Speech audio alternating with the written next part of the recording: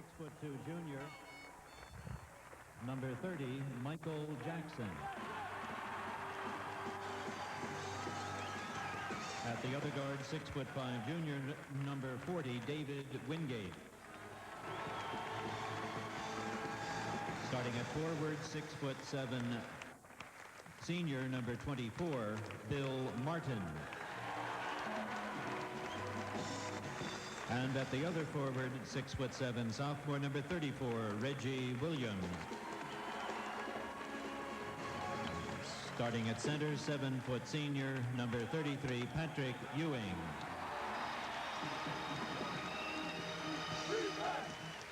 The officials for this evening's game are Jack Hannon, Fred Lavera, and Gene Steratore. Those are the starting lineups. We'll be back with the opening tip-off right after this.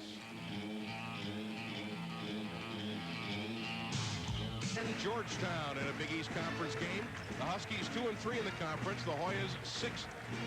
The officials for tonight's game: Jackie Hannon, Gene Steratore, and Fred Lavera. Guess who's jumping center? You know what's impressive to me, John, is the fact that 4 of the 5 Georgetown starters are from the immediate era, the exception, of course, being Ewing from Cambridge, Massachusetts. Well, I think that happens whenever you build your program into prominence. Kids want to stay close to play so their parents can watch them. Looking inside for Ewing, Michael Jackson, the dead-away jumper. He's got it. Michael Jackson, the only starter for Georgetown who's not averaged double figures, hits the first bucket of the game. Earl Kelly wanted a challenge, but look how quickly Ewing gets back on defense, and it forced Kelly to come back out and start the offense. Maybe the greatest strength that the Hoyas have, Stan, is their quickness on defense and the ability to turn the defense to the offense. Drive inside. Coles wanted to go up with it, but it was knocked out of his hands, and so Connecticut will retain possession. Interesting, when the Georgetown starters and the rest of the group met at the huddle and went to the bench, their chant was defense as they broke their little huddle. Well, and that has a lot of merit also, as we'll see Georgetown with the ball out of bounds underneath the hoop. They'll play a 2-3 drop back zone. Now, an interesting change is going to occur. The ball's out of bounds in front court. They're going to a 1-3-1 half-court trap, and they really get after it in the trap defenses. That's Jerry Besling. High post, gets inside to Broxton. He had to alter his shot, then he missed it, and Ewing comes down with his first rebound of the game. Long outlet pass, pulling up to the jumper. Reggie Williams, and it's a 4-0. Georgetown lead. Earl Kelly, and the ball goes off the foot of Frederick, and it's a turnover. Connecticut. Stan, it's the one thing that the Huskies do not want to do tonight, fall behind in this game early, because the last 2 ball games, they've done an outstanding job, both offensively and defensively, by hanging close. Looking inside, Ewing, and it's taken away by Broxton. Kelly driving inside. He's got it. Earl Kelly with a great move inside, averaging 14.5 per game, and the Huskies are on the board. And they need a good one out of Earl Kelly this evening, because he is the catalyst to this club. How he plays makes everybody else play a little bit better if he's on. Now Connecticut in a 2-3 zone. Ewing way outside. Wingate looks to make the move. Jackson puts it up, off the glass. No, the rebound comes down to Ray Broxton. So the Huskies with a chance to tie as Kelly picks up the loose ball. That's a good tempo for UConn, Stan, right there. Walking it up, being patient, getting good shots against their changing defenses. Kelly, and the rebound to Ewing. His second. Georgetown wants to run whenever possible. They're pretty patient against the zone. Very rarely will they take a shot without making a couple of 3 passes. Jackson is the point guard. Wingate way outside. Rebound again, Broxton. Now again, with Eddie Williams out, and probably for the rest of the season with that wrist injury, Jerry Besling has moved inside, which moves Coles to a forward. That's Besling, number 33 out high, trying to set a pick.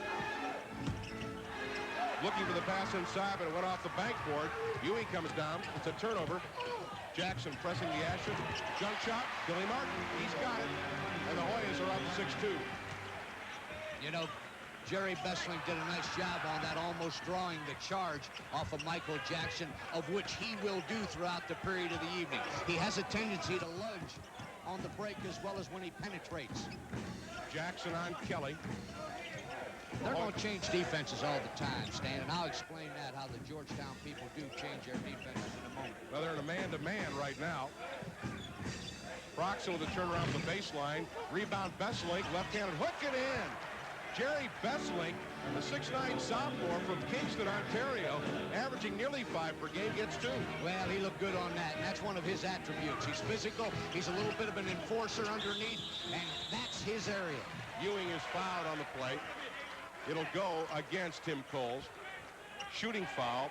Ewing, a 63% free throw shooter, will be at the line for a couple. You know, that's another thing that UConn cannot afford tonight. Their depth chart isn't real good, and they need Coles in this ball game. And anytime you reach in, as Tim did on Patrick Ewing that time, the officials forced to call a foul. Ewing hits the first. It's a two-shot shooting foul. Biggest lead of the game was 4. Ewing will try to equal that. The Hoyas up 7-4. This is the second one, and Coles and Besselink fight for the rebound. It'll go to Tim Coles, averaging 7.7 rebounds per game. You know, we saw Besselink take that last shot. He played guard in high school at 6'9". Got a foul on the drive, and it'll be Michael Jackson on Earl Kelly, non-shooting. First team fouled against Georgetown. You know, I hate to see the rest of their team if he played guard at 6'9". Well, they're growing big up there in Ontario. But, you know, the one thing that the Huskies can do this evening, if they're patient offensively, is move the ball against Georgetown. Broxton saves the shot inside, and we're going to get a foul.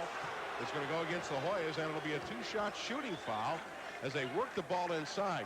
And when you talk about being patient, John, with the 45-second shot clock, how much of the clock should you run off if you're running a patient offense? Well, I think there's a good look at Dom Perno, and I know a little bit about his philosophy. But if you're ever going to beat Georgetown, the chemistry has to be right. It all has to fall into place. And you need to utilize maybe 30, 35 seconds of that clock all the time, as 2 ball clubs in their league did, one being Villanova University and Boston College. Even though it was a high-scoring game, they utilized the clock in the half-court game. Coles can bring the Huskies within 1. 61% free throw shooter, but he's got both of them. 7-6. Boy, they look to open the barn doors whenever somebody makes a field goal or they get a rebound, don't they? They are awesome on the fast break, are the Hoyas. 15:50 to play in the first half. Georgetown is led all the way, but the lead is only a point. Inside Ewing, ball stripped away, and the Huskies are down with it. Good defense inside. Well, Dom Perno's playing a good defense against Georgetown. It's what we call in the industry as a flat 3-2 zone, where he is going to make them hit the perimeter shot. Broxton outside. Now Besselink and Cole both playing a low post. Now here's Besselink to set the pick for Kelly.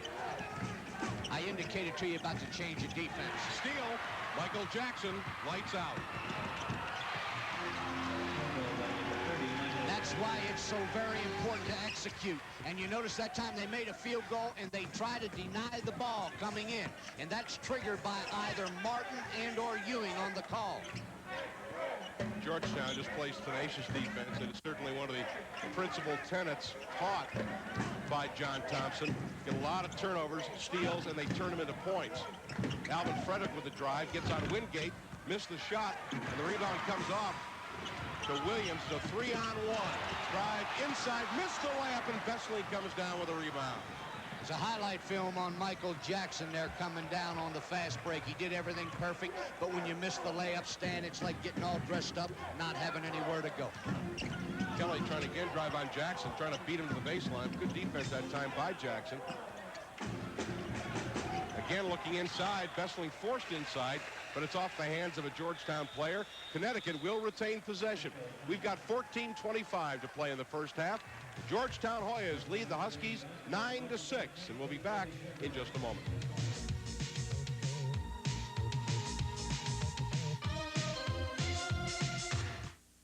East Conference to TCS Metro Sports. Any rebroadcast or other use of this telecast without prior written consent is prohibited. The announcers on this telecast have been hired and paid for by TCS Metro Sports in consultation with the Big East Conference. UConn to inbound the ball, trailing 9-6, 14:25 to play, first half. Again, Georgetown zones on the inbounds play. They do a nice job staying and changing defenses, of which we'll get into throughout the course of the game. Alvin Frederick out on the right wing. Frederick with a running jump. He's got it. Got a call underneath. The basket will count by Alvin Frederick, senior from Stanford. The foul was committed underneath. Frederick gets called for the foul, pushing off as he drove to follow up his shot. There's a good look at the Connecticut zone. It's a flat 1-2-2 or 3-2 again, and you'll see that the Hoyas give you a lot of motion on their half-court game and use that lob all night long. Ewing trying to get it to the baseline. Ball tipped away. We've got a whistle. And we've got a foul. I think it was Besselink who was bumping around in there. It's the third team foul against Connecticut. That's the one thing that the Hoyas can ill afford tonight with Besselink and Coles underneath. Patrick Ewing's virtually unstoppable in there. You have to make a decision, Stan, and it was a good call. Jackson outside. Michael Jackson has 6. Georgetown 11, Connecticut 8. Again, the full court pressure and a near steal, and it's going to go to Georgetown. The ball was bounded off Kelly's leg. Michael Jackson, the man pressuring the inbounds pass. Nope. We're going to give it back to UConn. Gene Sterather appointed for Georgetown initially. Just got his geography a bit confused. Well, Gene doesn't make a lot of mistakes as an official. He's been in the ball game a long, long time, and he's one of the competent ones across the country. But he's getting old. He told us his feet hurt after a game now. Kelly again trying to go on Jackson. Now look how intimidating that is. With Georgetown in a man, you've got Patrick Ewing playing up at the foul line. And he can play that man-to-man defense in that zone as well. I mean, he's got good agility. Roxon looking to go. Now they got a mismatch underneath, but they can't take advantage as Besselink comes down. He drives and scores. Jerry Besselink, 4 points. Stan, that's what happens when you're active, as Jerry Besselink proved there. When you're always moving inside, good things happen. Baseline jumper. Georgetown again builds that lead back to 3 points. Billy Martin, senior from Washington, D.C., hits the jumper. 13-10, Georgetown. Good pick by Besselink. Really bagged Michael Jackson. Frederick up high, and there's Broxton. He's got the roll. You know, again, that's a pretty good tempo for UConn to have. They've got to get back better on defense, though. Great drive coming in for the Georgetown Highs by Reggie Williams. Tim Coles, whether Earl Kelly down on the floor, he's limping a bit. Obviously losing one half of their back, or with Eddie Williams would hurt. Kelly, losing him would be absolutely devastating. As you see, Earl is limping. And we're going to get the trainer out here eventually to take a look at him. You know, at the top we indicated that all things have to fall into place in order to do a job. And the one thing that they can ill afford is another injury. Kelly just twisted his ankle. I don't know that he stepped on Reggie Williams' foot. It just seemed like as he was coming down, his ankle turned on. Let's watch it again, John. Well, as active as basketball players are, this is going to happen. And there again, you saw him with the left foot just go right on the sneaker of Reggie Williams on the drive, and that's going to happen in a game.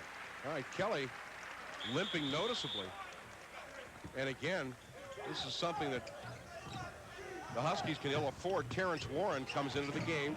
He will play the point. He's a 6'5" freshman. Irvington, New Jersey. Broxton looking inside, but again, the ball off the board, and we've got a foul. Going to go against Horace Broadnax, who in chasing the ball grabbed a hold of some jersey. 13 foul on Georgetown, non-shooting. Jeff King now coming into the game for the Huskies, number 40, the 6'10" freshman from Lansing, Michigan. So against a team like Georgetown, you've got to take it away from the 15-foot line to set up offensively. You've got to make them play about a 25 to 27-foot game. Frederick looking to make the move. Warren to Broxton inside. Besselink in a bad pass, and it's taken away by Patrick Ewing. So a turnover, third of the game for Connecticut. Mortis Broadnax running the point. Michael Jackson takes a rest. The Georgetown club will rotate offensively, Stan, against the zone. Broadnax, the tip by Ewing is no good. King comes out of there with a rebound. Thus far, Connecticut, the smaller of the two teams, has held their own on the backboard, and Georgetown is a team that out-rebounds its opponent by an average of 10 per game. Connecticut has good stats. The problem being is the depth chart isn't good, which means they have to play that much better. Alvin Frederick hits again from outside, and the Huskies back within one at 15-14. Broadnax running the point to Wingate. Williams outside. He'll hit from there, and he does. Reggie Williams. You make a good point about Georgetown. They're all position players. They've got Martin in the right corner, Wingate underneath, Ewing underneath, Jackson handling the ball, and Williams shooting. Good job of breaking the press, but Warren's shot is off the front rim. Here's Broadnax. He's got a 3-on-1. Pass inside. Wingate scores. And what a fine pass by Billy Martin, the 6'7" senior out of Washington, D.C. on that break, Stan. You know, some teams, John, almost a steal in midcourt. Some teams look just to get the ball up to the midcourt line. Georgetown looks off to score off a rebound. Oh, they're awesome on the break. That's a devastating weapon, and they'll use it every opportunity they have. Broxton with a nice fake, puts up the jumper, and he's got it. Ray Broxton now being forced to take over some of the scoring slack with Kelly on the bench with that sprained ankle. By the way, they continue to work on Earl Kelly over on the bench. And you know, you make another good point about Ray Broxton. He could be playing as good as any of them on that ball club right now. Jumper outside. Williams again. And again the pressure by Georgetown. 5-point lead for the Hoyas. It is their biggest lead of the game, 21-16. 9 minutes, 35 seconds to play first half. And a bad bounce pass stolen away. It's a 2-on-2. Broadnax comes out. Martin's jumper is way short. King down with a rebound. You know, Jeff King's pressed into a pretty tough spot tonight, the 6'10" freshman.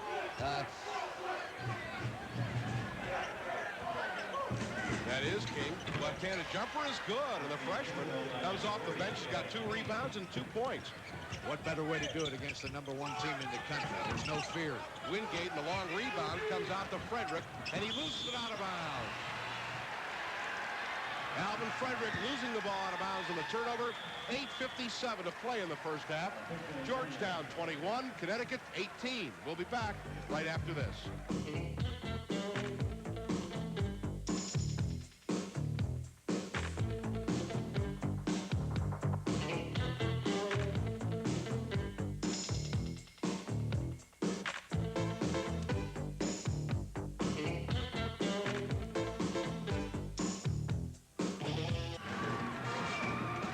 For our next telecast of Big East basketball this coming Saturday, January 26th at 12 noon, when the Syracuse Orangemen meet the Pitt Panthers on the TCS Metro Sports Network. Key thing, John, you mentioned before the game, Georgetown holds its opponents to a 38% shooting percentage. Right now, Connecticut shooting 57%. Well, and I think it's a tribute to their defense. They play a pretty good zone defense, Stan. The place that Georgetown's gotten out of the gate has been on the turnover and fast break. Broadnax way outside, taking over where Michael Jackson left off. 23-18. Huskies again down by 5, but hang in there. That is Kevin Floyd, freshman from Los Angeles, into the game for Georgetown. John Thompson using a lot of the players on his bench. John's been this road before, 8 NCAAs. Running driving shot by Terry Coffey is pulled off by the Hoyas, and they want to run. Patrick Ewing is not in the game at present. Baseline jumper is up and in and out. The rebound fought for, taken down out of there by Billy Martin, and a foul on the rebound. It'll be the 4th team foul on the Huskies. You know, you mentioned the big folks in the depth chart of the Georgetown Hoyas. Maybe it's because I'm a little guy, Stan, but boy, two of the catalysts that those people have are their two guards, Michael Jackson and Horace Broadnax, because they engineer everything for John Thompson on the floor. Perry McDonald, number 10, is also in the game for Georgetown. With the exception of Bill Martin, Thompson going almost a complete second unit. An air ball. Coffey comes down with the floor rebound. Terrence Warren will bring it up. Again, Earl Kelly has not been in the game since he injured that ankle. He is bouncing up and down on the sideline. Looks like he's about ready to come back. Warren looking inside for Frederick. Turnaround jump. No good. Broxton fights. Hook back up. No, and the rebound comes down to Billy Martin. Good work by Broxton. Just couldn't get it to drop. Looking to drive inside is Grady Mateen, the freshman from Akron. He is fouled on the drive. You don't think it'll be a shooting foul. John Thompson wants to get Grady Mateen as much playing time as he can. He's 6 feet 11 inches tall, Stan. He was a player of the year in Ohio last year, but more important than anything else for the Hoya followers, he's going to be the heir apparent to Patrick Ewing. Patrick Ewing reported back in, and you'll see him play when we come back. 7:22 to play in the first half. Georgetown 23, Connecticut 18.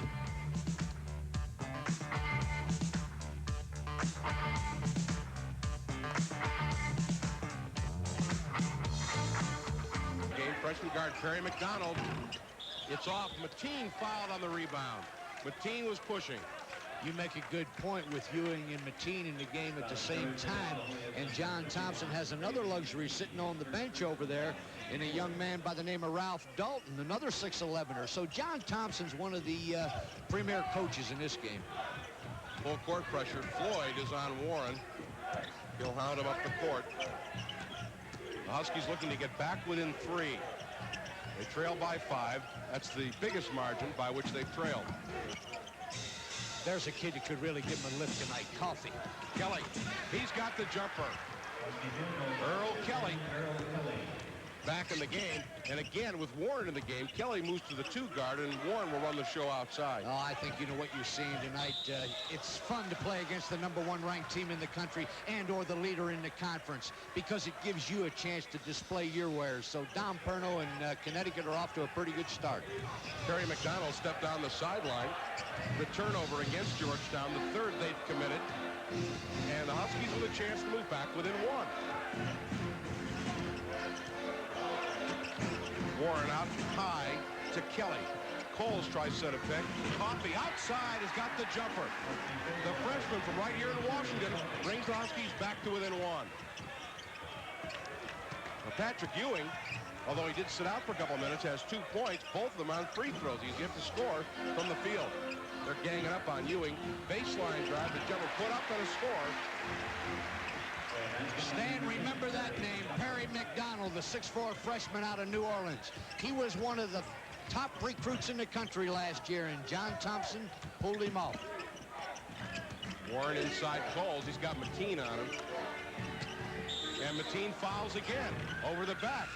So Grady Mateen has a bit to learn about playing defense as he went over the shoulder as Jerry Besselink gets set to come in reporting for King. And that's exactly why he's in there with Patrick Ewing. You see Mateen come around, reach that left hand over. Good job in the truck, guys. Excellent playback on that. But the one luxury that Mateen has is that Patrick is on the other side helping him. It's probably the biggest luxury John Thompson has. All alone inside. Warren got the layup and scored as Ewing could do nothing about it. I like Dom Perno's game plan and their offensive execution. As I say, if they're going to be in this one, it's got to be about a 50 or 60 point game, and they have got to get shots every time down the floor. They can't turn it over. Let's see what they're trying to do with Patrick Ewing. Coles is on him. It looks like they're sliding Besselink down in front of him, possible. Reggie Williams, and he's fouled. Well, in the arsenal that the Hoyas have, they have Williams and Martin and Wingate that can hit the jumper. They've got Broadnax and Johnson to handle the ball, as we can see here. Reggie Williams, we previewed him at the top, and as a jump shooter, he's awesome. But what they're doing to Pat Ewing, Stan, is many teams across the country are playing a 3-2 zone, and they're taking that wingman on one side or the other, and he's covering the wing and the zone, giving the front man a chance to move back on the post area. So that's what they're trying to do, front and back. Williams misses the three-point opportunity as Besseling comes down with the rebound. He is fouled by Billy Martin. By the way, Reggie Williams, the leading scorer in the game. He has 10 points. Georgetown's lead is 3 at 27-24. 16 fouls against both clubs. You'll see right now the Hoyas are in a 1-2-1-1 zone press, and it's a nuisance press. And a travel against Earl Kelly as Michael Jackson established position. Kelly, trying to avoid the contact, was forced into a travel. Well, they're pleased with that because they don't really look for that many steals on that type of zone pressure. It's a nuisance press. They want a turnover or a charge, of which they got. 6 turnover against the Huskies. Michael Jackson, alley-oop, off the glass. Warren's got it out of there. Georgetown's 4th turnover. So the teams trade turnovers. Again, Connecticut with a chance to cut it down to 1. Hanging in tough. 4 minutes, 52 seconds to play first half. Kelly with his ankle wrapped again. Looking inside.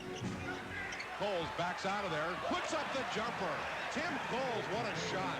Well, you know you have it all going when you bank it in from that angle. Martin misses the jumper. Terrence Warren showing nice discipline there, John, by not forcing it up the floor. Well, that's the game plan, and as I say, that's the tempo they need, but they've got to come over, and they've got to execute and make the Hoyas play defense. Connecticut with a chance to take their first lead of the game. You notice on a missed field goal, the Georgetown Hoyas will play man-to-man defense the majority of the time. Besseling. Coffey drive inside, too hard. He was intimidated by Ewing. And a jump ball. And it'll belong to Connecticut on the alternate possession. That time Coffey drove inside and saw about 9 feet of arms staring him in the face. You know, it's amazing. Anytime you come home and you play in front of your parents, as Terry Coffey and Tim Coles are doing tonight, you have a little bit more adrenaline than you normally have, and you want to do well. That'll be charged as a turnover against Georgetown. Their 5th. Team's just about even. Georgetown at a 2-1-2. You make a great analyst, I'll tell you. You know those zones, and this is what they've got to do. They've got to recognize what the defense is and attack it accordingly. Besseling, baseline, no. Almost a travel against Wingate. I'm not so sure there shouldn't have been one called. There's the inside pass. Martin will bring it back out, and Michael Jackson will start the offense. Inside, up and over, no, and Coles with the rebound. And again, the Huskies with a chance to take the lead. You know what they're doing also, Stan? They're taking the alley-oop and or lob pass away from Ewing underneath with that flat zone, and the other people are not hitting the inside shot. Connecticut's only giving them one. Coles sets the pick for Kelly.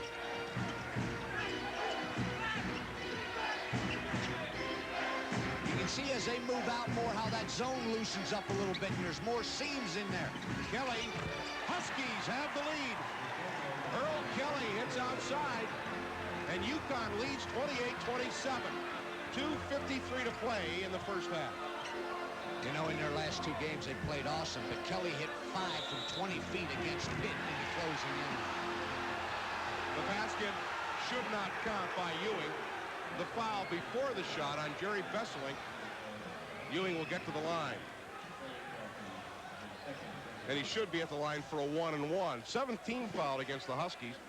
And obviously, if they don't count the basket, they can't call it a shooting foul. Well, exactly. And, you know, Patrick, across the country, there's a little conversation about him not being that good of an offensive player, but he happens to lead the Big East in field goal percentage. He's not shooting real well from the line, but the dimension that he gives a ball club is unbelievable. Defense, rebounding, and leadership, Stan. He's the key, quite obviously. The pivotal point. 1-and-1. He missed it. The rebound and a foul on the rebound.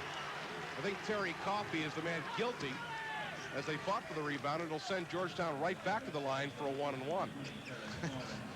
Dom Perno's really into this game, and I know for all our Connecticut viewers, they're watching these guards play like he used to. You know, Stan, he was a fine player at Connecticut. Matter of fact, he was on their NCAA team when D. Rowe was their coach, and just a super young man. Stole the ball from a United States Senator. You better not do that often, I'll tell you that. Billy Martin at the line. He misses the front end of the 1-and-1. So poor free throw shooting by Georgetown, and Connecticut with a chance to build the lead to 3. Alvin Frederick back in the ball game as Terrence Warren runs the point. You know, about now, the Hoyas know they're in a ball game. They're going to get much more active defensively. Man-to-man. With Ewing shoving Warren away from the pick. Frederick, double pump. Rebound loose on the floor, and Broxton will not challenge Ewing, but will bring it back out. A good play by Ray Broxton. That's a little help from the heavens there. That's being at the right place at the right time. That's the tempo right there, Stan, where they can bring them out to the 29, 30-foot area. And a 5-second call is going to go against Connecticut. 1:54 to play in the first half. The Huskies on top at 28-27. We'll be back in just a moment.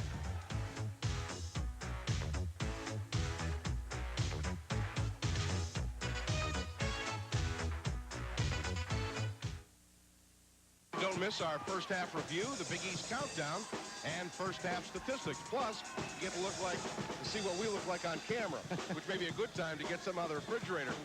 I think this is important, John. Connecticut out rebounding Georgetown 13-9. Well, again, you rise to the level of play, and they know if they're going to be in this, they need a solid team effort, and they've all got to get on that glass as they've been doing.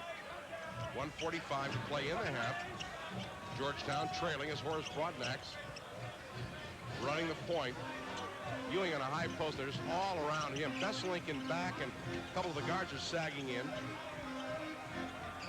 They rotate from corner to corner, and they're looking for Williams and Martin for the jumper and or Ewing underneath. Shot clock down to 14 seconds. There's Ewing. He'll take the jumper. He's got it. Patrick Ewing with his first field goal of the game puts Georgetown back in the lead by 1. And you see on that made field goal, I mean, they really deny the ball, Stan, and they get after you excellent on defense. We've got a foul on Georgetown as they were trying to press. I think it was on Broadnax, and that'll send the Huskies to the line for the 1-and-1. Free throw shooting thus far, Connecticut 2 out of 2, but Georgetown only 1 out of 5, and even that's a bit misleading because 2 of those were the front end of a 1-and-1. Well, that's been their downfall statistically all year long, Stan. As a team, they're only shooting 62%, and I guess a word to describe that is horrendous, but the bottom line is they're shooting 52% from the field, so they are the class of college basketball. Earl Kelly, 89% free throw shooter. He is perfect from the line in Big East Conference games, 1-and-1. There it is. Earl Kelly will now get the bonus. He's got 7, looking for 8. Game is tied and looking to put the Huskies in the lead once again. Speaking of bottom lines, the bottom line is Georgetown has won 28 in a row. Oh, have they ever? There it is, Earl Kelly. Still perfect from the free throw line in Big East Conference game.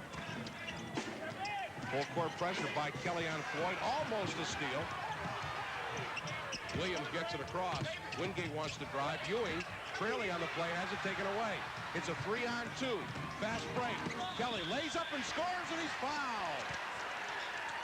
That time, Connecticut, being very selective, John, took the break when they saw the opportunity. And they did it well. And Stan, here again, when you execute the basic fundamentals, you do a pretty good job. Let's take a look at Patrick Ewing losing the ball here and starting the break, coming down as it should be on the lane. Good pass up to Earl Kelly up on the glass. He's going to go for 3.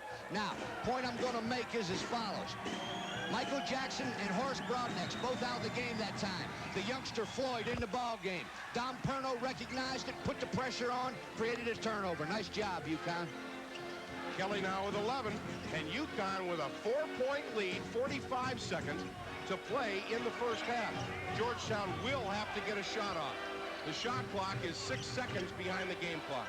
You know, if I'm UConn, I'd use 40 seconds off that clock every time I came down, as long as I had the lead. I get a foul, I believe, on Jerry Besselink, and Besselink went to the official and said, hey, Ewing's elbowing me. Well, it's generally the second guy that gets caught, but underneath, you're never going to fault anybody for hustle, but the bottom line is that the foul trouble and the substitutions definitely going to have to hurt him. Ewing at the line. Besselink comes out of there. Jeff King comes in. Ewing just 1 out of 3 from the free throw line tonight. He's got that one. He'll now get the bonus. So there are 34 seconds to go in the first half, and obviously Dom Perno will want the Huskies to take all 34 and go for the last shot. You know what a fantastic young man this Patrick Ewing is. The accolades he's received, the way he carries himself, and unquestionably the most dominant force in collegiate basketball today. Ewing has 7 in Connecticut, throws it away. Ray Broxton trying to inbound to Kelly. Jackson off the defense, but merely a bad pass, and so now Georgetown may go for the last shot, and if they hit it, they will tie the game at 33. Stan, you've got to get the ball in bounds against Georgetown. One of the single most important ingredients in beating them is the execution of the ball handling, and when you get in a position to make a field goal, it's got to be done, because that's the way you can upset the Hoyas if they're going to be upset. 14 seconds left in the half, and now Georgetown will start to work. I like their chances to go to Martin or Williams. For Jackson, How about that? he's not a bad alternate. Clock running down, and that'll do it for the first half. So the Huskies, who did not lead until very late in the first half at 28-27, had a 4-point lead, end up in a flat-footed tie at the end of the first half. That's the end of the first 20 minutes of the ball game. The score: the Connecticut Huskies 33, the Georgetown Hoyas also 33. We'll be back right after this.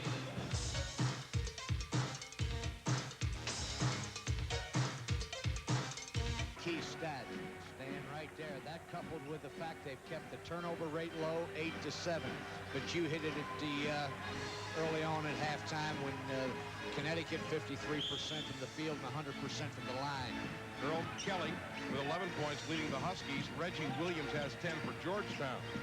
And if it's not fixed, if it's not broke, he's not going to fix it. He's staying in that flat 3-2 zone. Baseline jumper by Billy Martin, and Georgetown regains the lead. And this is a very critical exchange for UConn right here against the Hoyas. They need to be patient, get the ball down. Some of the other stats we're not able to get to you. Connecticut out-rebounding Georgetown. Ray Broxton has 5. Billy Martin has 5 for Georgetown. Frederick to Kelly. Besselink again looking to set a pick right at the top of the key. I think if you'd asked Dom Perno this afternoon would he like to start at the half tie, he'd have thought he just got a little slice of heaven. Broxton with a running hook, and the game is tied again. Georgetown looks to run. Jackson ahead to Martin. He'll take it again, the baseline jumper. The rebound is pulled out of there by Frederick. To Kelly, and again a travel. That's the second time that Jackson has done that to Connecticut. Well, again, you're looking at something that doesn't show up in the box score. But Michael Jackson in the front half shot 4 for 6, and what a look you're getting at the quickness. Michael had the good position, stationary, torso in front, and they don't show in the box score, Stan, but that's what wins ball games for you. Little things. Well, frankly, I wouldn't have called that a travel. He only took a half a step. I think you have to call a foul there against one of the others. Well, I liked his choice there on the travel. Number one, he wasn't going to call the block. The only other call he had would have been the offensive foul, and the one that hurt both teams the least was the walk call. Yeah, but he didn't walk. Good point. Good point. Reggie Williams to Wingate. No. Rebound Besselink. And they're going to get Besselink for pushing off. That'll be his 3rd personal. First team of the half. Now, you coached St. Francis of PA. You coached in the APA as a head coach. Georgetown came out at halftime with 7 minutes left in the intermission. Does that mean the coach is disgusted with him and just sends it back onto the floor? Well, that's pretty early to come back. I'll answer that after this exchange. Kelly with a 3-on-2. Scoop shot. He scores. Will it count? Offensive foul on Earl Kelly. Does the hoop count? Yeah, they're going to give him the hoop. And Martin drew the foul, but the basket will count. Earl now with 13 points. And UConn again up by 2 at 37-35. You know, to get back to your question, it's a very intelligent question pertaining to basketball. John Thompson knows that his club in the front half was complacent. They need to pick up the tempo, become more active offensively and defensively. Inside, turn around, Billy Martin, and he's got the hot hand here in the second half. Billy Martin with 8 points. UConn with a 1-on-2, and Kelly wisely brings it back out of there. We are tied at 37, 17:50 to play. Kelly pulls up, in and out, and the rebound of Ewing is 4th of the game. You can just feel it. They're starting to crank the Jets up now. Now there's a travel if ever there was one. It'll be Connecticut's ball. The jump ball and the alternate possession does go to the Huskies. You know, Reggie Williams at 6'7" is usually a fluid athlete, but he tried to make the spin move there. His foot got tangled with Roy Broxton, and they called a jump ball, but you're accurate. They could have called the carry there as well. Jackson, one-on-one with Earl Kelly. That's what Kelly needs to do. He needs to be active, move the ball, and get good floor balance. Frederick hangs, can't get the bounce, gets so rebound and scores. Good, tough work by Alvin Frederick. That's exactly what you're supposed to do with an offensive rebound, without any hesitation, right back to the glass. Williams outside. Wingate saves to Ewing. Nothing there. Martin comes down, and he is fouled on the rebound. Stan, you can sense it. The Hoyas know they've got to pick up tempo here. As long as it gets in a half-court game, UConn has a chance. Well, against Pittsburgh last Saturday, they were tied at halftime, and they went about 5 minutes into the halftime. Then they ran up a spurt of 10. It was all over. Outside jumper and score. You know, Michael Jackson's the only one that wasn't averaging in double figures on their starting lineup. But isn't it ironic that when the ball game's tight, he hit a key jumper at halftime, and already on that one, he's out of the gate. Now, they wanted over and back, but it would not have been a proper call. To get over and back, you must go completely over the midcourt line, then go back, and Frederick never did, and we've got a foul now on a very upset Reggie Williams. Well, it's probably as it should be, but I think as we get more into this half, you're going to see both these coaches start to exude a little gamesmanship, and there's the strength of Kelly right there on the ball handling. Williams called for the foul. It's only the first team foul. Nearly turned over. Kelly saves. Look at Ewing out there double teaming on that ball. Broxton, baseline and score. Wade Broxton. Right there's the equalizer. They had Patrick at midcourt, and all of a sudden, boom, they're vulnerable underneath for the deuce. UConn by 2. Williams got it again. And a foul underneath. It'll go against Connecticut. The basket will count. I think the foul was on Tim Coles. Well, let's take a look and see who the foul was. You see Billy Martin from that corner stand. He is awesome from there. I mean, he can hit him all day. If there's ever a spot player in that right corner, it is him. So the inbounds off of Georgetown, and Connecticut will say that could have been a 4-point play for Georgetown, but they turned it over. The foul was on Coles. He shoved Ewing from behind, which takes some gumption to begin with. You're seeing the benefit of that defense. They're all denying the ball with Patrick Ewing playing back for the lob pass. And right there is the tempo that Dom Perno needs. Now Warren better hurry. He's only got 3 seconds to beat the 10-second call. He does so and gets to Kelly. 41-41. Just under 16 minutes to play. Even though you see Ewing at the top of the key, what they're really in is they're really right now in a 1-3-1 trap defense. Patrick is moving from the dotted line area out to press the ball a little bit, only because of the big wingspan. Now, what will force him to drop back in the lane? The same thing that did the last time whenever they get that ball right there. There's Broxton. He's got it again. They beat it again. Good call, Stan. That's execution right there. That's, for you viewers out there, there's a lot of tactics being used. Got to know how to attack that particular defense, and Connecticut has done it 2 times in a row. 15:29 to play in the game. Connecticut 43, Georgetown 41. We've got a good one.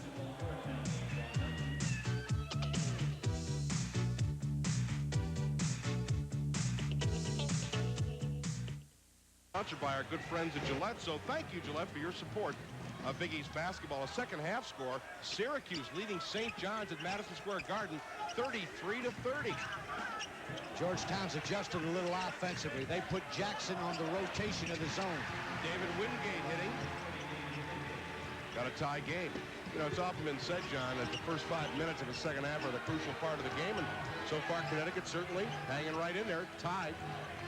Again, you make a good call, but the problem you got with Georgetown, Stan, is every second of the game is really important if you're going to beat them. Warren's got the jumper, top of the key, long rebound, and Coles comes out of there with it. You know, Jerry Besselink has done a real nice job. He's really taken up space in there, and really, Ewing only has 4 rebounds, so he's certainly holding his own. Well, I think a tribute to both clubs is UConn maybe playing a little bit above the potential. Georgetown maybe a little flat, but they're #1 in the country. The pressure is awesome on this team on a day-to-day basis. Broxton hits the foul line jumper, and once again, the Huskies are up by 2. You see the afterburners crank up. They're going to start getting quicker shots. Wingate, rebound fought for. And we got a whistle and a foul on Earl Kelly. Chasing down the rebound, Kelly is caught. It is the 15th foul on Connecticut. Here's a key, John. 5 team fouls on Connecticut, only 1 on Georgetown. Boy, and is that ever going to be a key? But the point being is that that's why Georgetown, if they're going to go the whole way and repeat as national champions, they have got to improve that free throw shooting from 62%. Kevin Floyd in the game. Jackson inside, and Besselink is caught pushing Patrick Ewing, and that is 4 on Jerry Besselink. And we'll probably see Jeff King. Yes, he comes off the bench. So Jerry Besselink will take a seat on the bench, the 6'9" sophomore from Kingston, Ontario, and Jeff King, the freshman, will come into the game. This is where the depth chart becomes important in the last 10, 15 minutes of a ball game. Ewing, he's got it.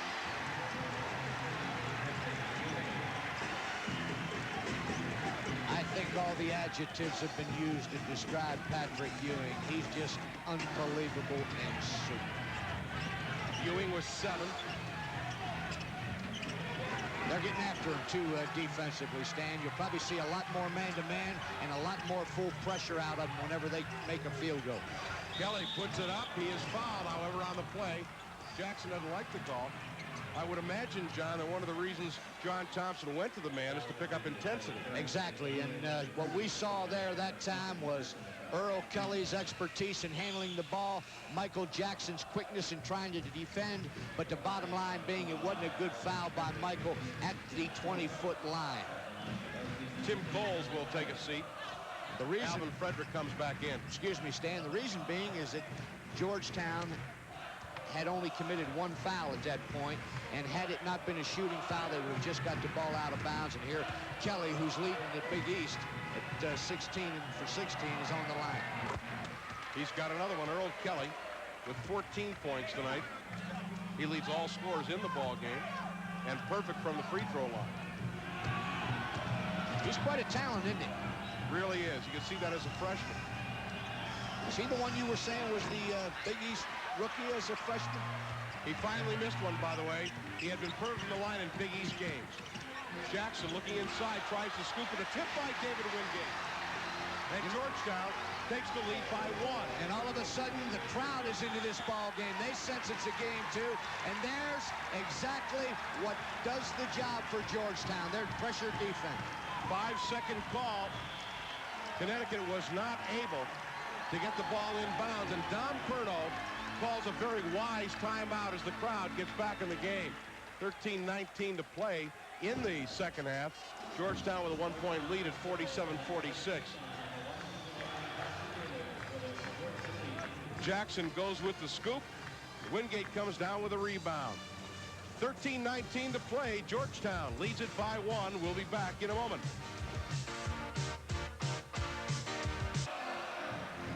The Georgetown press paying dividends. The 5-second call. The Hoyas try to build their lead to 3. Jackson. Terrence Warren with a nice rebound comes out of the land of tall trees. With the rebound, he'll bring it up against David Wingate. They're getting a good team effort.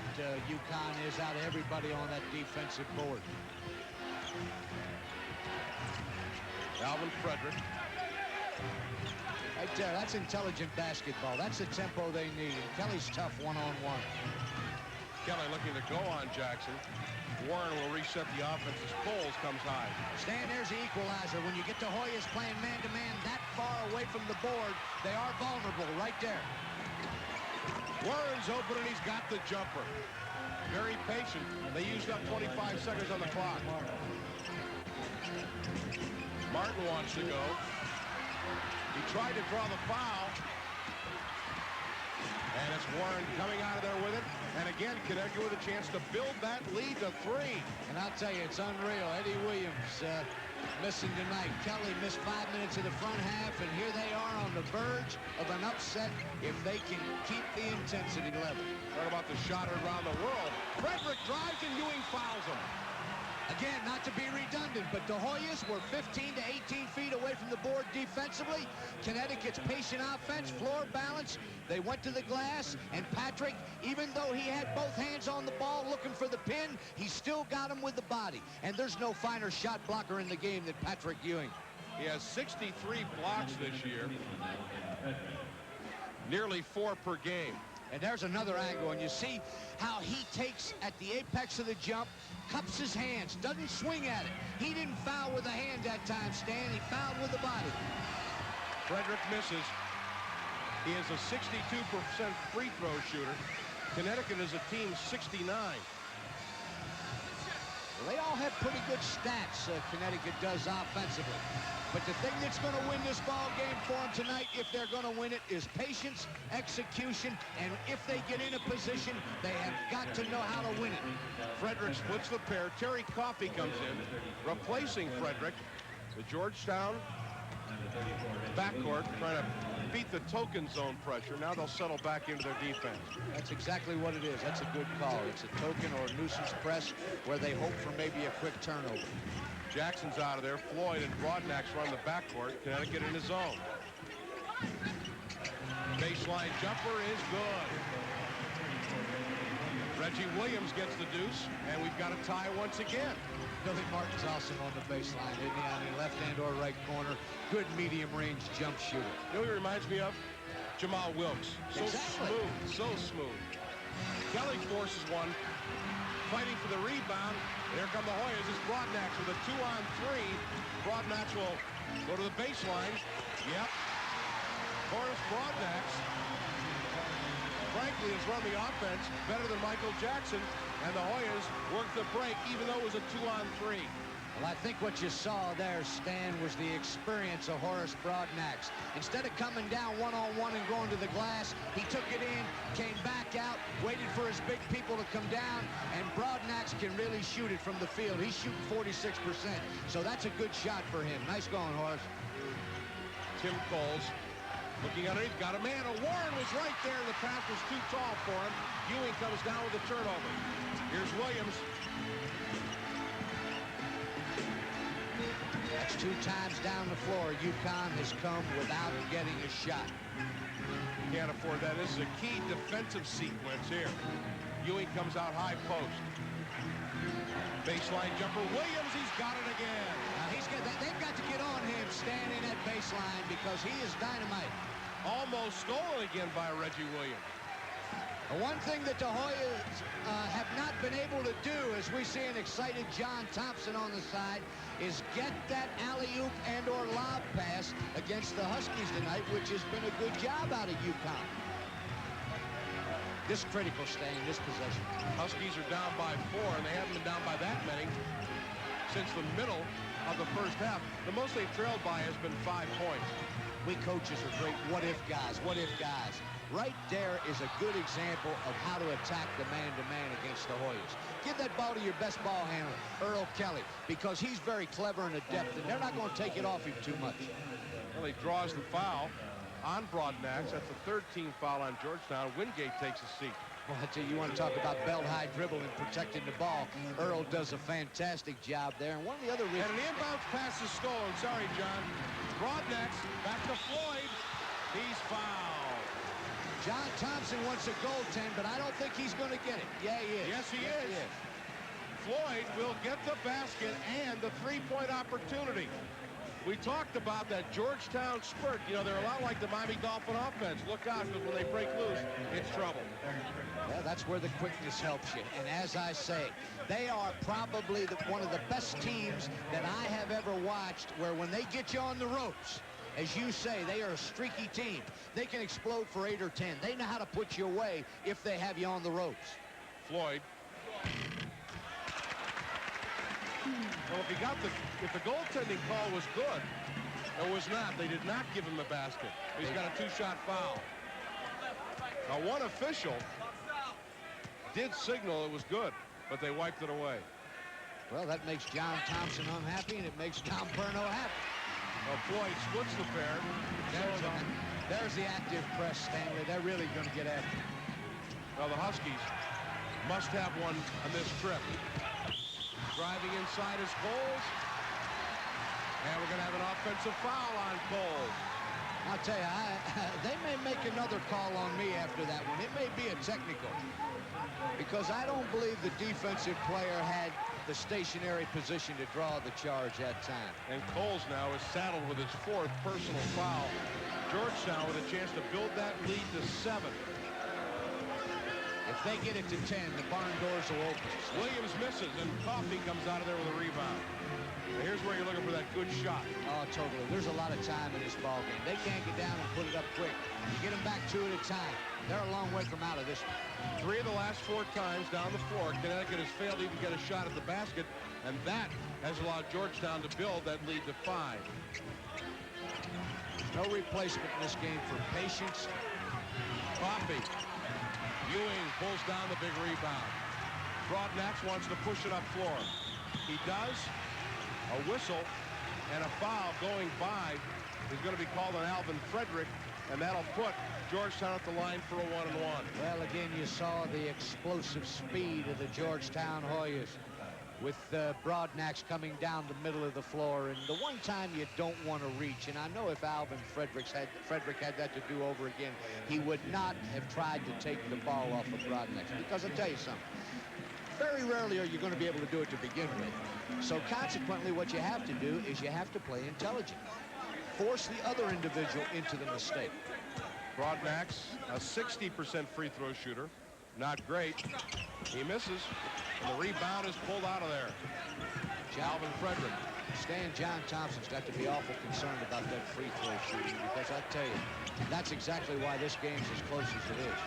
Well, the Huskies get a reprieve. We said they needed one down the floor last time. They get a reprieve on the missed free throw by Broadnax.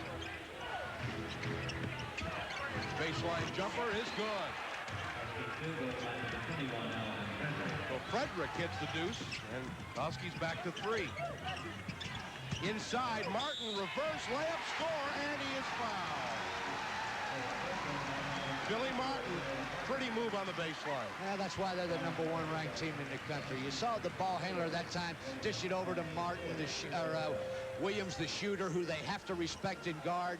Martin floated into the seam, was open.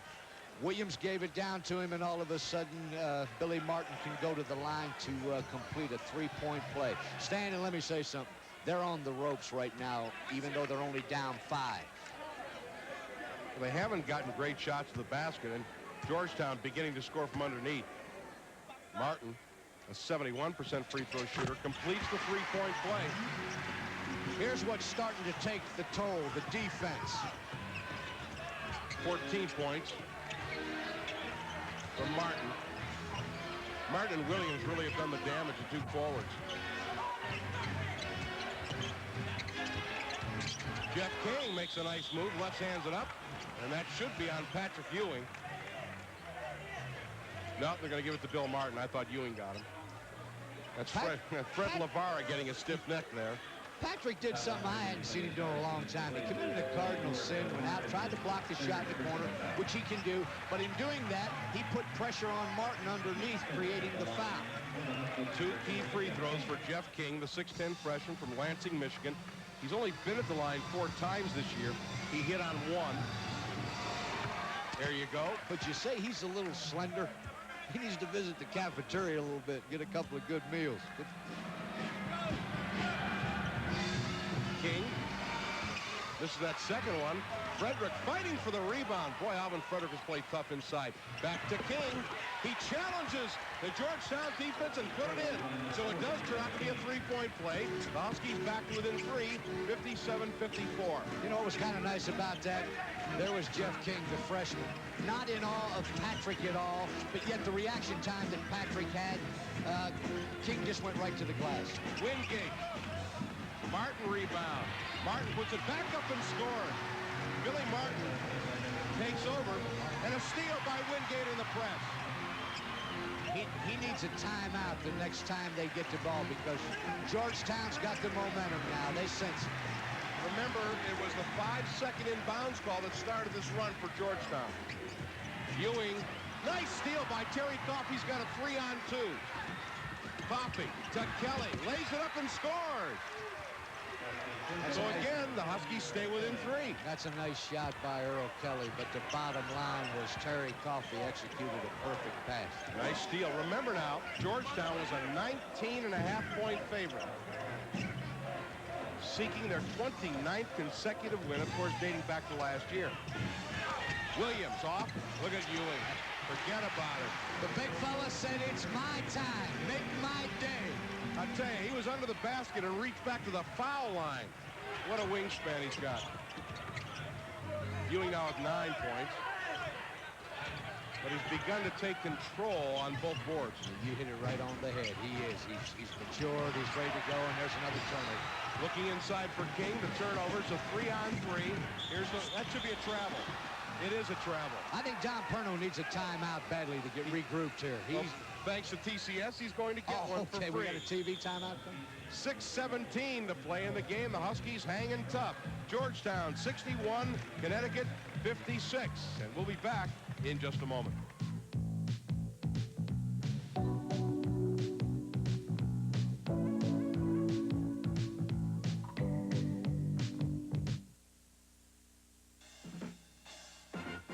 Great Moments in Husky History is brought to you by Fred Morton Chevrolet, Queen Street, Southington. January 24th, 1982, Carl Hobbs directed the University of Connecticut Huskies through a week of major upsets. 3 days earlier, the 5'8" point guard from Cambridge was instrumental in a Husky victory at Georgetown. On this night, his tip-in at the buzzer would make Villanova yet another top 20 victim. Carl Hobbs, the all-time Husky and Big East assist leader, living a great moment in Husky history. Of Big East basketball, I don't know, Reggie Williams, Billy Martin, Kelly obviously has played well. There's an awful lot of them that could receive that award, and it's a long way from over. Broxton's got 12 points, 5 rebounds. UConn on the break. Here's Tim Coles over Ewing. The rebound batted out of there by Ewing. His first block shot. Here come the Hoyas the other way.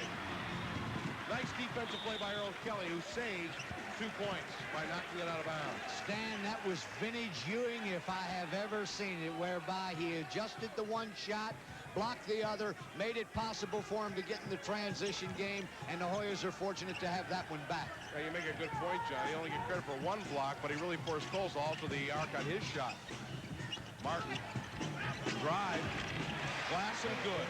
You know, there's a lot of the Boston Celtic ingredient in John Thompson's offense, because if you break their club down intelligently, you're going to see that even though they're talented, they all play a role, a spot player role.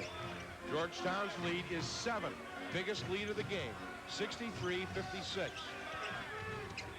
That was a big 4-point turnaround last trip down the floor.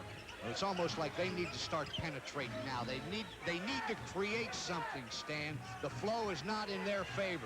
They've got to go to the hoop, hope to get some fouls, as well as create a pattern. 10 seconds on the shot clock. There's Besselink. He's got it. Both Besselink and Coles back in the game with 4 personals, and Besselink keeps Connecticut in the game. You know, a stat D. Rowe gave me at halftime. The next game that Don Perno wins at UConn is going to move him ahead of D. Rowe in the coaching record. Low post Ewing, and he throws it away. So now, Connecticut with a chance to close it back to within 3. You don't often see Patrick do that, but he's entitled to it. Bad pass by Coffey. He panicked and just threw it. Jackson scores, and he's fouled by Besselink. Yeah, they got the barn doors open now, Stan, and you called it. The one thing that you can't do against the Georgetown press at any time, as we see Michael Jackson come down, do the intelligent thing, pull up, go up on the glass, and boom, he has a chance for 3. 4:47 to play. Georgetown 65, Connecticut 58. We'll be back right after this.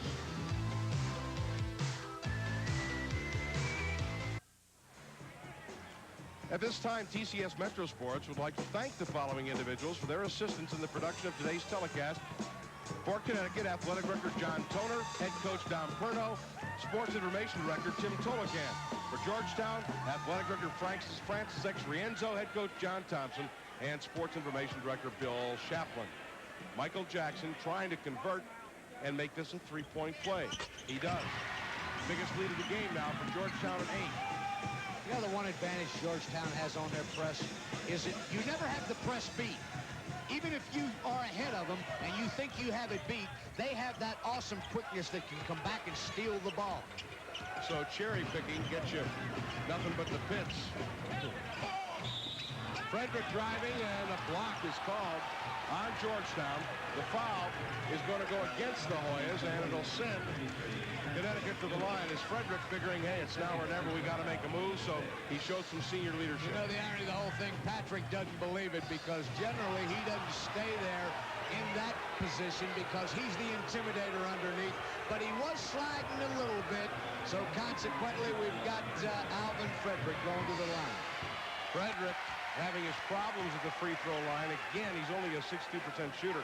Now, if you want to know about all the hooting and hollering, they have a large replay screen, so they show those things to the fans who weren't real happy with the calls. Well, not only that, but they don't like him to call anything against Patrick anyway. I don't blame him. Neither do I. Frederick misses both. Here we go. Kelly on a breakaway. He'll score easily. I like this coffee. What an intelligent pass that was. You notice he didn't throw it right to him. He let him, and that time Kelly went down and got it. Wingate scoring. Now, again, you talk about Georgetown getting back on defense. That time Connecticut did not. Exactly. Of course, the Huskies cannot trade baskets. Exactly 4 minutes to play. They trail it by 8 at 68-60. John, you said the Connecticut had to keep it in a game in the 50s or 60s. Almost a steal. Now there is a steal. It's a 3-on-1. Here's Wingate. Lights out. Yeah, they definitely know they have him. They can sense the kill. And let me say this to you. John Thompson, the expertise he has, he knows it too, so he's going to keep that pressure on. Well, the last spurt got Georgetown from 2 points down to 5 points up. This spurt has them up by 10, and I like him into that Miami Dolphin offense. Although the Super Bowl would seem to put a little pin in the balloon, but you can hold them for a quarter, quarter and a half, but sooner or later they're going to get you. Well, right there's an example of what you're talking about. There's Coles trying to force the ball in. Boom, all of a sudden, here we come with Wingate up, and they're like thoroughbreds. Whenever they get you even, you know they're going to win the race. And this is the thing that John Thompson is readying his team for. It shows you the parity in the Big East. Turnovers, Connecticut 16, Georgetown 13. But here we are with an undermanned Connecticut team, and for 3/4 of this ball game, they extended the #1 and first-place team in their conference. So, Dave Gavitt and the Big East, you've got yourself an unbelievable conference. Well, the second half rebounding, remember we told you that Connecticut out-rebounded Georgetown in the first half 15-13. In the second half, however, Georgetown on top 15-9. That's the story. You know, one thing I'd like to go back through the record books and check. I can't remember one time in this basketball game, Stan, and if I'm wrong, point it out to me, please, that the Hoyas thus far have gotten an alley-oop or lob pass, which is an unbelievable weapon for them. No, they only tried it once, and Tim Coles batted it away, so you're right, they have not gotten that alley-oop. Now you're really in trouble because you've got to force the ball offensively. Georgetown, to play such great defense, is leaving you wide open for fast breaks at the other end. You're exactly right again. It's where the game plan now maybe needs to go awry. You need to say, okay, Earl Kelly, you're my best player. You're the catalyst. Let's make it happen. Penetrate and go get it. Kelly looking to go baseline on Jackson. Only 10 seconds on the shot clock. The outside jumper is in and out by Frederick. Rebound, Georgetown, Billy Martin, and here they come again. Now they'll probably start to use some of that clock. They will. In Georgetown, they like to get the ball in the hands of Jackson, Broadnex, and Floyd on that break. And they like for Wingate, Williams, and Martin to be where they can get it, and Patrick to be right around that glass where he's supposed to be. Shot clock is down to 17. They're going to have to come out man-to-man, Stan, and they don't have the depth chart and or the quickness to play in man-to-man, but they got to make something happen now. Time's not their ally. There it is. Billy Martin. They just worked it beautifully. Well, why they're the #1 team in the country. So Connecticut, which held the lead near the end of the first half, and a seesaw game in the first 10 minutes of this half, now down by 12. Kelly. Got a whistle on the rebound. It is against the Huskies. It'll send the Hoyas to the other end for a 1-on-1. You know, Georgetown's depth chart is unreal, and I liken a team to be able to beat them as SMU almost did in the regionals last year, if you recall that game. It was only a 1-point game, but the score was in the 30s. And if you have the shot clock, you don't have that luxury. But remember, in the NCAA playoffs, there is no shot clock. Well, I would imagine you agree with most folks that if you're going to have a clock, you should leave it on for the entire game, which, of course, the Big East has done and many conferences have done this year, and I think that's a wise move. And it is a good choice, and I think eventually you'll see it all the time and or none of the time. 1-on-1, Billy Martin hits the first. Last 6 minutes, Georgetown has outscored Connecticut 13-4, now 14-4. And there's the 10-point difference. It is a 13-point difference. It's 73-60. Well, again, the Hoyas, they do one thing just fantastic, and that's play defense. And all championship teams, that's where you begin to build it. That's where the foundation is, defensively. It was the full court press, which Connecticut had handled pretty well in the first half, which I think really broke the game open, or at least started the tide to turn a little bit. Georgetown will play a little cat and mouse. They'll have that nuisance press, but when they want to get after you, they can turn on the afterburners and really chase you. All right, Connecticut down to 20 on the shot clock. They're going to have to get it up quicker than that. Kelly, the shooting has gone south. Coles, he is fouled by Ewing, and he'll go to the line for a couple. So Coles, leading rebounder for the Huskies, averaging nearly 8 per game, challenges Ewing and costs the foul. Coles will go to the line, but again, he's only a 61% free throw shooter.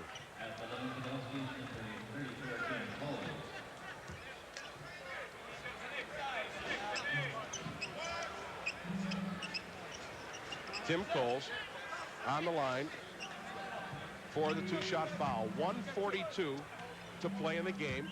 Georgetown by 14. Only 4 points tonight for Tim. Of course, he's averaging 9 per game. You asked me about the Hoya substitutions in the front half, whereby John Thompson was playing a lot of people. You'll note in the second half, Michael Jackson, Williams, and Wingate, and those folks, they came alive defensively because John did sit them on the bench in that front half. And they know if they're going to reach that gold ring at the end of the year, they need to play defense. You know, we have not seen Ralph Dalton tonight, which is rather surprising. Here's Williams. He's got the layup off the fast break. You know, but by the same token, Stan, the University of Connecticut Huskies have nothing to hang their head about. They did a good job tonight, but the problem is only for 3/4 of the game. Kelly, or rather Warren, saving a sure 2 points, makes the foul on the play. And again, Georgetown will come to the line for 2. 1:18 to play in the game. Coming into the game now for Connecticut is John Shea, the freshman from Colchester, Connecticut, 6'6", averaging 2.5 per game.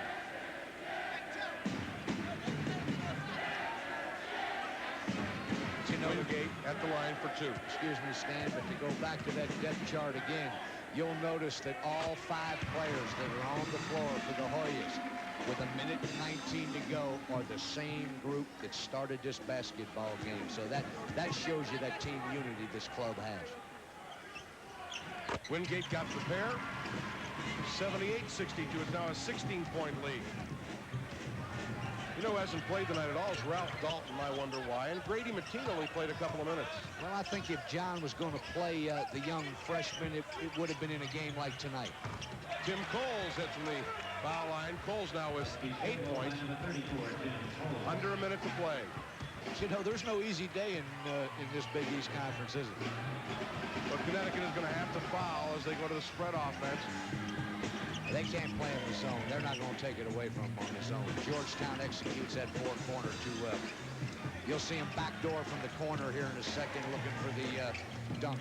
They'll get it in the middle to Jackson. Almost a steal by Shea. I wonder why they're not fouling. They can't catch it. There it is, finally.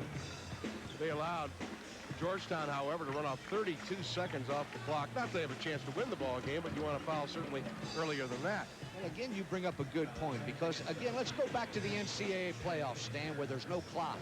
And if they're going to hold the ball and or get against teams that do go in that four-corner offense, the one thing that you need to have offensively, if you're going to use a four-corner offense, is you need to be able to step to that line, hit those free throws. And John Thompson is a little concerned with his club because that doesn't cut it, 62%. Jackson misses the front end of a one-on-one. Here's Shea driving baseline. He goes up. The ball's blocked by Mateen. Back is King. And we've got a foul on the play. Patrick Ewing left the game to replace. As Ewing left, Grady Mateen came into the ball game. Now coming in. Massive substitution. We only have 17 seconds to go in the game. Ewing leaves the game with 12 points and 7 rebounds, both figures under his average. You know, I'm so impressed with John Thompson's coaching ability, Stan. For example, he knows that he's 2-3 deep in each position. You know what I really like that he does?